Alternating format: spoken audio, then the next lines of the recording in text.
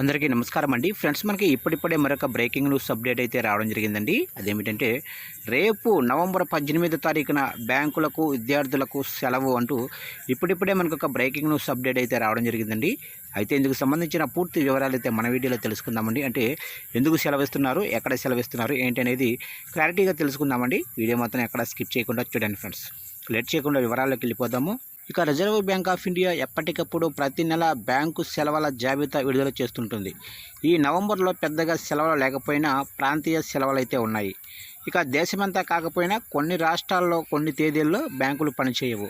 అదేవిధంగా రేపు అంటే నవంబర్ 18వ తేదీన ఈ రాష్ట్రంలో బ్యాంకులకు సెలవు ఉంటుందని గమనించగలరు. ఇక బ్యాంకులకు ప్రతి నెల సెలవులు అయితే ఉంటాయి. ఆర్బీఐ ఎప్పటికప్పుడు జారీ చేస్తూ ఉంటుంది. ప్రతి నెల 2, 4 శనివారాలు, 4 ఆదివారాలు కలిపి 6 రోజులు సెలవులు ఖచ్చితంగా అయితే ఉంటాయి. ఇవి కాకుండా జాతీయ, ప్రాంతీయ సెలవులు అయితే ఉంటాయి.